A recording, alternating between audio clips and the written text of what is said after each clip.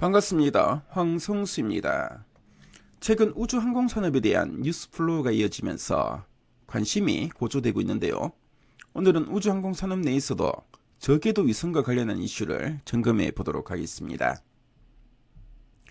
최근 국회의 우주항공청 설립 논의와 국내 첫 민간 우주발사체 발사 성공 소식 등으로 우주산업에 대한 관심이 고조되고 있습니다. 저궤도 위성통신 서비스 스타링크가 2분기에 한국에서 서비스를 시작하고 우리 군이 민간 저궤도 위성을 활용한 군 통신체계 구축을 추진한다는 소식으로 최근 우주산업 내에서도 저궤도 위성에 대한 관심이 높아지고 있습니다. 그럼 저궤도 위성통신이 생소한 분들이 많으실 건데요. 그 개념과 관련 기업들의 현황에 대해 살펴보겠습니다. 2000년대 이후 PC와 스마트폰 보급이 확대되면서 전 세계적으로 통신 서비스, 인터넷에 대한 수요는 빠르게 증가했습니다. 이에 각국의 통신 기업들도 지상 통신망 설치를 위한 인프라 투자를 단행하고 서비스 영역을 넓혀왔습니다. 하지만 현재의 지상 통신망이 지닌 본질적인 한계로 통신 서비스에 대한 전 세계적인 수요는 완전히 충족되지 못하고 있습니다. 하지만 최근 지상통신의 한계점을 보완해주는 새로운 보완제가 떠오르고 있는데요. 바로 인공위성을 활용한 통신 서비스인 저궤도 위성통신입니다. 대표적인 글로벌 저궤도 위성통신 서비스인 스페이스X의 스타링크는 지난해 6월 자사 홈페이지에 대한민국을 스타링크 서비스 임박국가로 표시하면서 서비스 예정을 알렸습니다. 올해 1월 초에는 과기부에 스타링크 코리아의 기간통신 사업자 등록 신청서를 제출했습니다. 승인 시점을 고려했을 때 이르면 올해 2분기부터 국내에서 스타링크 서비스가 시작하게 됩니다. 스타링크는 2020년 10월 북미 지역 서비스를 시작으로 유럽과 오세아니아로 서비스 지역을 확장해 나갔습니다.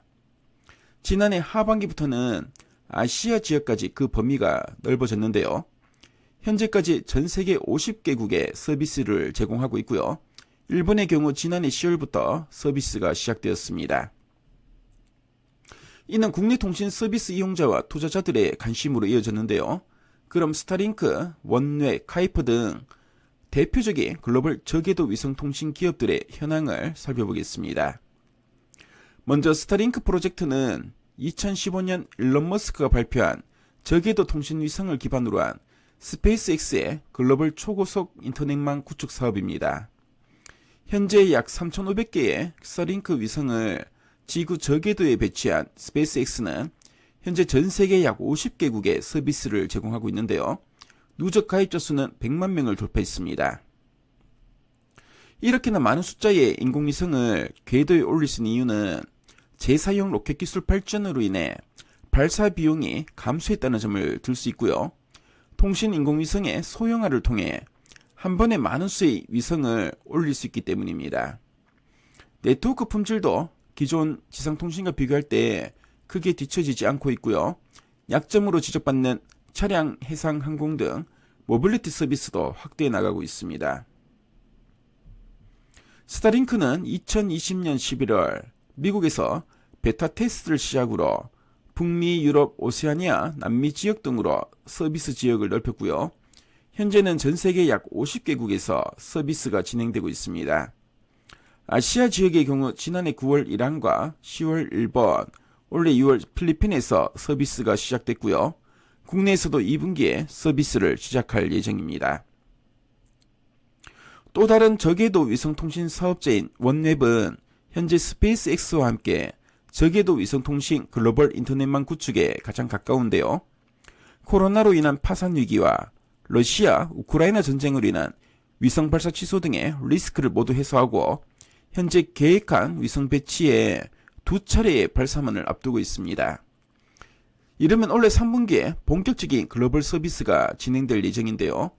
글로벌 통신 기업들이나 사우디의 네옴시티 등 각국의 정부기관과도 다양한 MOU를 체결하면서 서비스 지역 확대 전략을 펼치고 있습니다. 아마존의 저궤도 위성통신 서비스 카이퍼도 한동안 지연됐던 사업에 다시 박차를 가고 있습니다. 아직까지 발사한 위성은 없지만 2개의 시험용 카이프 위성이 올해 상반기 중 발사를 앞두고 있고요. 내년 상반기부터 본격적인 위성 발사와 함께 서비스 출시를 예고 있습니다. 국내 관련 기업으로는 원랩의 저궤도 위성 안테나 공급 업체인 인텔리안 테크를 주목할 필요가 있습니다. 올해 하반기 원랩의 본격적인 서비스 시작은 유저 안테나 수요로 이어지면서 실적을 견인할 전망인데요. 추가적으로 현재 개발 진행 중인 모빌리티 안테나와 게이트웨이 안테나도 향후 확대되는 저궤도 위성통신 시장에서 수요가 발생할 것으로 기대됩니다. 저궤도 위성과 관련한 이슈를 점검해 봤는데요. 지금까지 황성수였습니다.